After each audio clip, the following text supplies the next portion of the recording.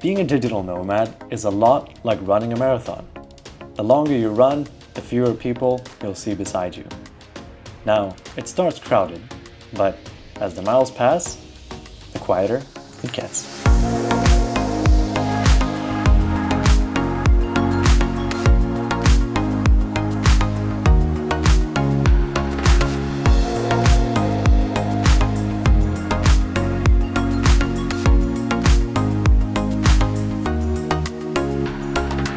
So let me share my story of how I got into this lifestyle. I was watching YouTube videos, of course. I was always daydreaming about the endless possibilities and the freedom, and then one day actually living it. But before I talk about why I don't live it any longer, let's talk about why I started in the first place. So, let's go. It's an incredibly tempting way of living, right? White sand beaches with water so blue it almost doesn't look real. Sunsets that will leave you speechless, and tropical destinations all at your fingertips. It's a lifestyle full of adventure, freedom, and the promise of making unforgettable memories. Who wouldn't want that? But let me explain why I stopped being a digital nomad. As a digital nomad, much like in a marathon, you'll start in the popular places. Think Thailand, Bali, Vietnam, Mexico, Colombia, Europe, someplace, you name it. These places are buzzing with energy and fellow travelers. It feels like you're in the middle of it all.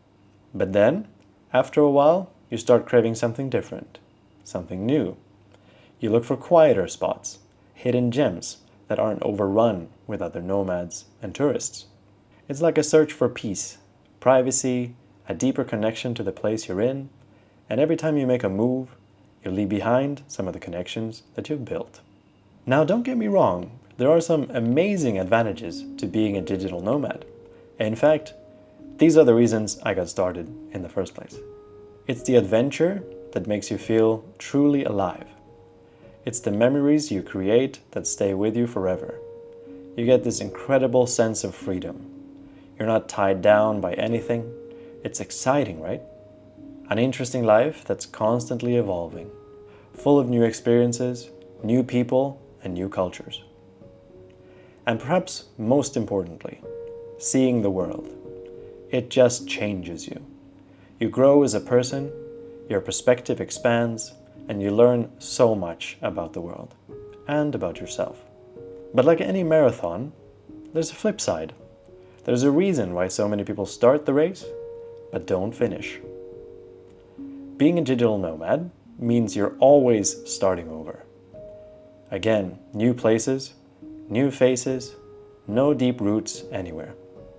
And after a while, that starts to wear on you. You begin to miss your friends and family. You realize that every time you move, you lose some of the connections you've built. And even worse, your routines, they fall apart. The shallow connections become all too familiar. You meet a lot of people, but are they real friends or just temporary faces? That's something you start to question. See, here's the thing. We all know that shared experiences are the best experiences, whether it's the joy of celebrating milestones with your loved ones or having someone by your side when life gets tough. Your best friend is getting married back home, and you're on the other side of the world. You're missing birthdays and other important things. Your relatives fall ill, and you feel helpless, powerless to be there for them. Those moments, they hit harder than you expect when you're constantly on the move. 1, 2, 3.